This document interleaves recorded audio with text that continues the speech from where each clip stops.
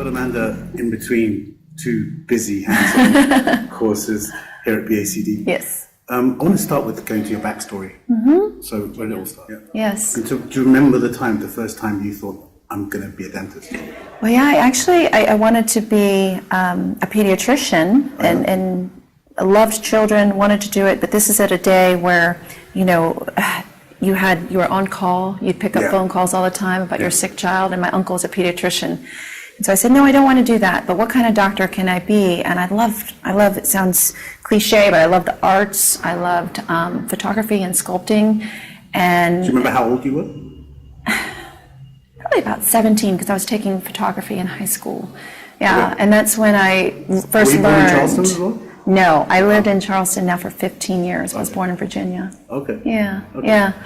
So then, which school did you study in? So I went to University of South Carolina for undergrad, and then I went to NYU for dental school. Okay. Mm-hmm. Yeah. Was that around the time Larry Rizzolo was teaching there as well? It was. He was just building the Aesthetic Academy at the time. And so it was being built my senior year in dental school. So I didn't get the pleasure of getting to actually experience it, but I was seeing it being built and realizing, I guess, the enormity of aesthetics and how it was becoming, you know, more commonplace throughout dental schools. And then, so how long after you qualified did you set up the practice? So I graduated and I went straight into associateship for a year and learned a lot, good and bad. And from there I decided, you know, I want to open up my own practice and I know what I want to do. 1 year later. Wow. Started from scratch. Wow. Yeah, the first patient call in on my cell phone and say, excuse me, are you accepting new patients? And I said, well, yes, I am. Let me look at my schedule. Let me see what I have. Wide open. And that's this practice you're at now? Yes. Uh-huh. So was it already big enough? Was it a 5 operatory practice? No. From the get-go? So I plumbed it for 5, but I only had 3 rooms equipped. And then as I got busier, I would equip an additional operatory. Okay. Yeah. So what I'm really interested in is, how do you make the transition from that, which is where most dentists get to eventually, to wanting to teach? You know, it's not something that I sought out. The only thing that I sought out was to be really good at what I do. I wanted to, you know, learn how to do it well and serve my patients. So what I learned very early on is that I knew what I didn't know, and that was occlusion, how to restore these beautiful cases. Felt like I knew how to make them beautiful, but I didn't know how to make them function. So I started out with just taking CE, went out to the Coy Center and spent time doing that. And then from there, it's the people you meet along the way in the journey, you know, and then you hear, oh, well, you took this course. Well, tell me about that.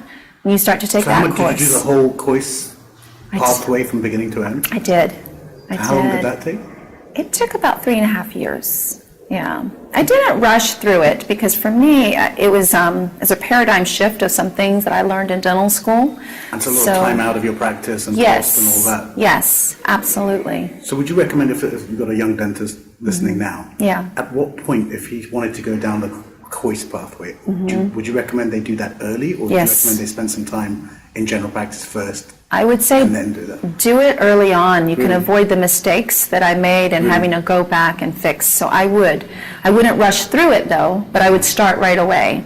But you know, just going through all that CE and meeting all these people, it gave me different opportunities. And you know, I think I published my first paper, and once I did that, there were opportunities that came in, and so teaching came into the picture. But it wasn't something that I started out saying, you know, that's what I want to do. Be a teacher. That's right.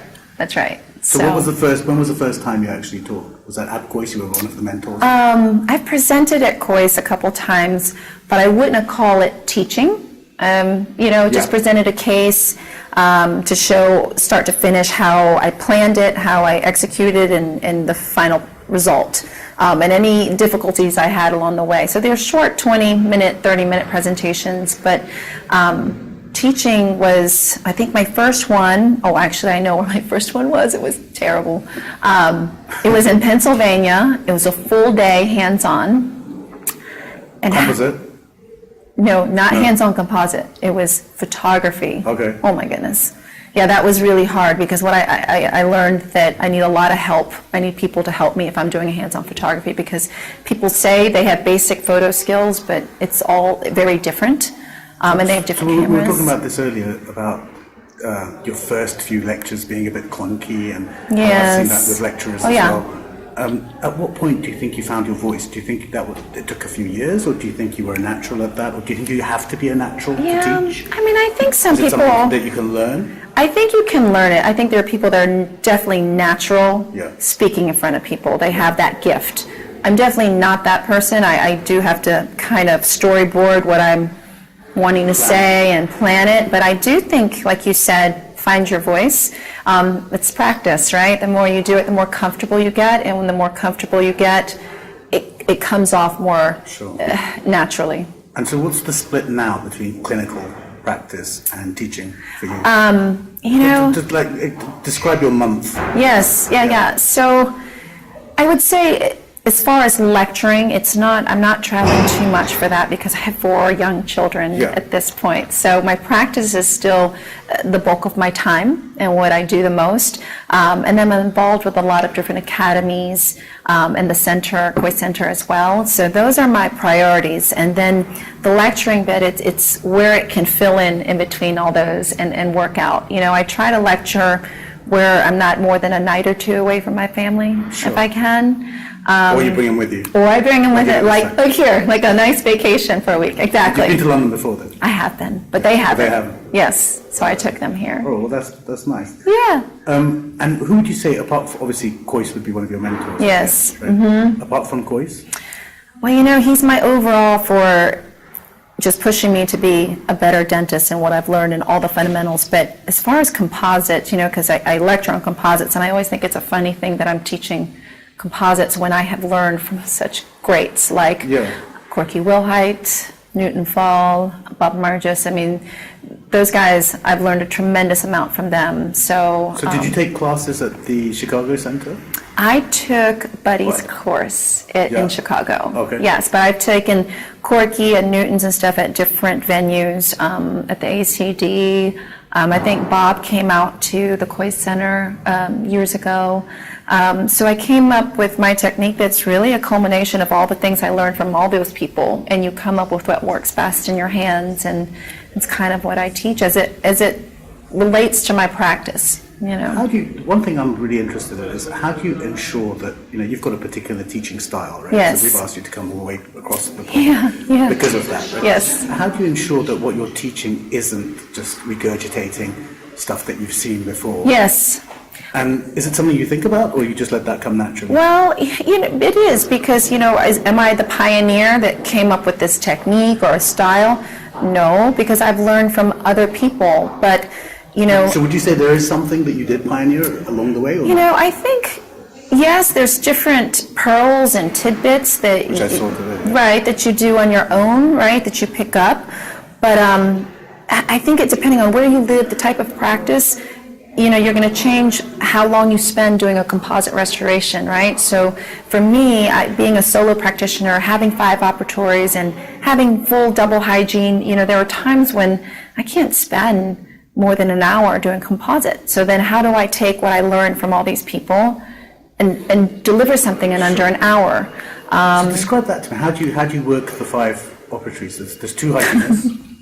Yes. And you work the other 3? Is that... No, yes. So I have 2 full-time hygienists, so their schedule is full running throughout the day. Yeah.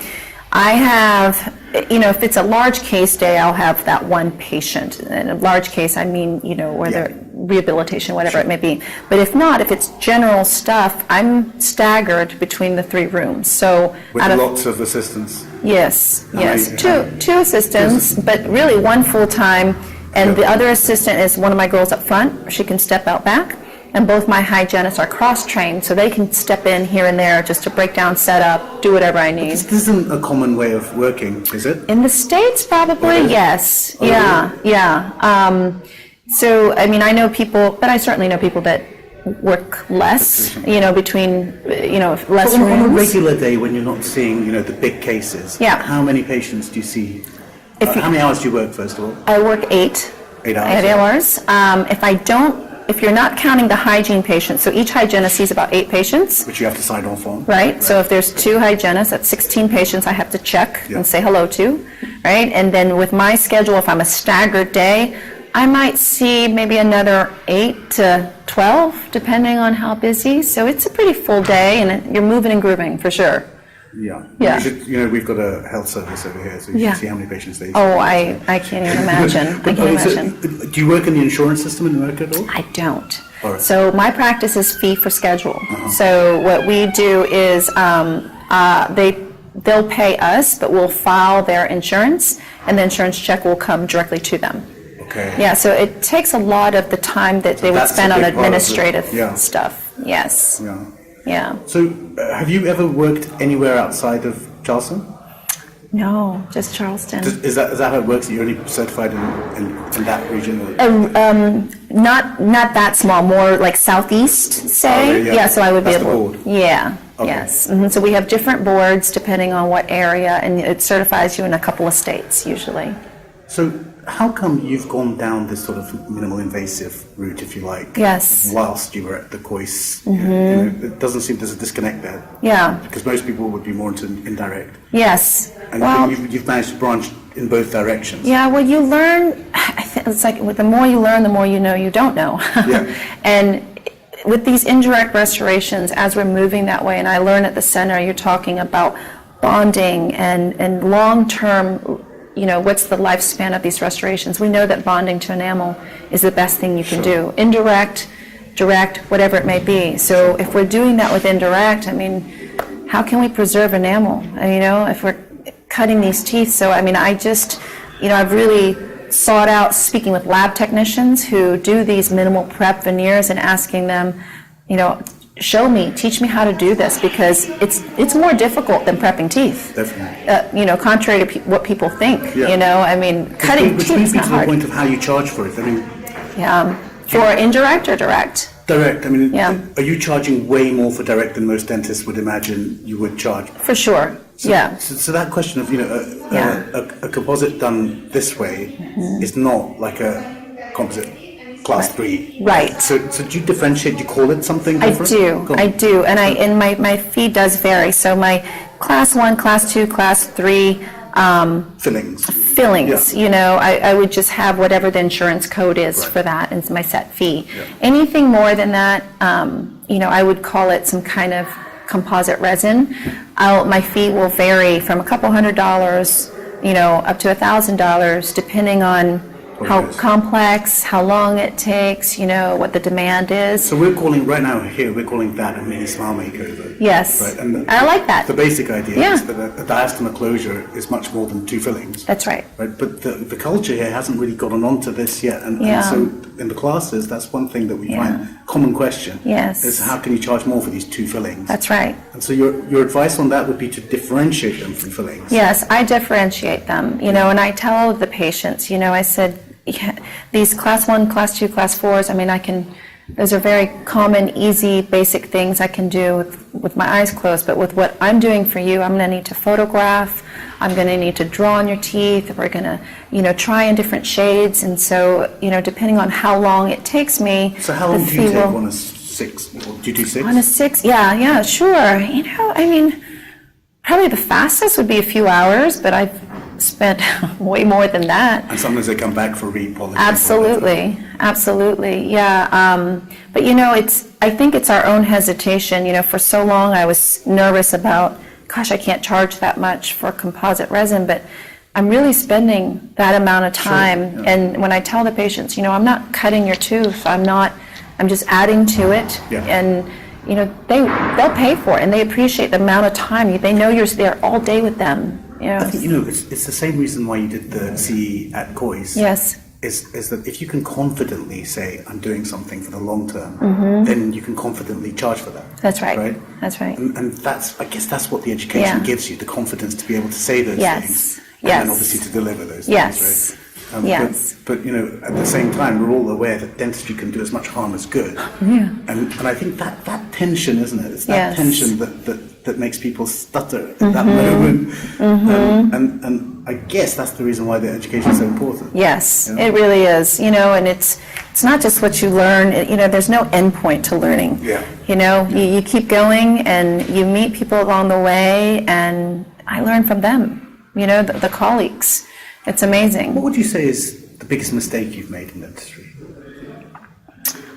Probably. I don't mean on a patient, I mean like zoomed out. Yeah, not understanding business Oh, early really? on. Yeah, because it's the part that we don't, we dislike the most and we don't like to talk about, Sure. right? But at the end of the day, if you're not running your business and being profitable, it sucks the enjoyment out of what you're doing. Yeah. So I want to be able to go to work, do what I like, and know that it pays the bills. So did you go and get some business training, or what did you do? Yeah, I've had different dental consultants, good and bad, and really I learned probably the most from other successful dentists that have done it well, and I just asking them, like, tell me what you've done, tell me how you do this, how do you handle this? Sure. Because when I first went through, I thought that a comprehensive exam meant that every single patient had to have a 2-hour head and neck exam and Sure. chart every excursion Sure. and do it. But, as you learn, you figure out, okay, who wants that? Yeah. And when do we do that and when do we not do it? Sure.